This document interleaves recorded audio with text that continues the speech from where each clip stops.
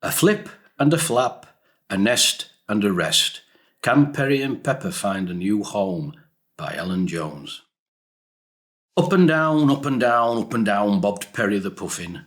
It had been a long, cold winter out at sea, but the days were getting lighter and the sun's rays warmer. It's time, thought Perry, time to head to the cliffs, meet a puffing partner and find somewhere safe to lay a precious egg and raise a chick. So with a flip and a flap, a splish and a splash, Perry launched out of the water and kept flapping all the way to Flamborough in East Yorkshire. Just as Perry was getting tired and weary, the tall white cliffs came into view. Home sweet home, grinned Perry. It's so exciting to be back where I hatched as a fluffy chick. And with a flip and a flap, a stumble and a tumble, Perry landed on the cliff top. I may be fast and graceful underwater, but I'm clumsy and awkward in flight, especially when I land, blushed Perry. Flamborough Cliffs was a noisy and busy place with seabirds flying and darting around in every direction. Perry was looking behind, up above, to the left and right, and then all of a sudden, bump. With a flip and a flap, a crash and a bash, Perry came face to face with the most colourful and adorable puffin. As the pair came around from their tumble, they only had eyes for each other and excitedly tapped their beaks together. I'm Pepper, greeted a friendly voice, and just like that, these two paired up for life. Now they had found each other, Perry started thinking about their new home. Where shall we make our nest? There's not much room left. But Pepper was much more relaxed. I'm hungry, let's get a snack first. Come on. So with a flip and a flap, a jive and a dive, they launched deep into the water, catching and filling their beaks with as many small fish as they could. Once their tummies were full, Pepper was ready to take on the challenge of finding a new home. I think there may be some space on the thin ledge next to the guillemots, said Pepper. Let's take a look. So with a flip and a flap, a wibble and a wobble, they made their way back to the cliff, carefully landing on a really thin ledge on the cliff face. There was the teeniest, tiniest space left between hundreds of chocolate brown birds called guillemots, all squashed up shoulder to shoulder. Oh, Pepper, I don't think this is the home for us, cried Perry disappointedly. It's so noisy and busy, plus our one little round egg would just fall off the cliff. We wouldn't be able to build a nest to protect it. I agree, admitted Pepper, plus the neighbours are far too close for my liking. Why don't we try up on the cliff tops? Suggested Perry. There's lots of soft grass up there. So with a flip and a flap, a glide and a slide, they made their way all the way to the top. Just as they were admiring the view, a big dark shadow came over the pair, and a large herring gull suddenly swooped in from nowhere. Puffins are only very small, you know. Perry and Pepper just stood there stunned.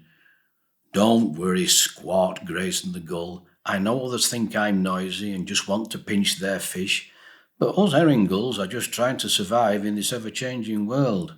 There's not as many of us on the cliff tops as there used to be.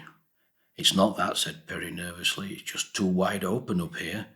We would be worrying all the time that someone could easily pinch our egg, especially when one of us is fishing. Let's carry on our search, Pepper. So with a flip and a flap, a whoosh and a swoosh, the pair found themselves on the cliff edge next to the fulmars, white birds related to albatrosses. Yuck, what's that terrible smell? Shrieked Pepper. Is there something wrong? Came a voice from Fallon the fulmar, who had obviously been rudely interrupted from doing something or other. You may think it's stinky around here, but the foul-smelling stomach oil that we spray helps to keep predators away. It's a safe spot around here. Safe but smelly, Perry wondered. I don't think it's the place for a young puffin chick. Thank you, we said to Fallon politely. As we're such small birds, we want to be as far away from predators as possible. Come on, Pepper, there must be somewhere around here for us.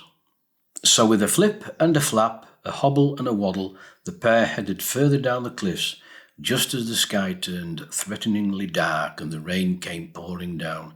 Big, heavy, wet raindrops. Perry and Pepper may have waterproof feathers, but shelter was always welcome.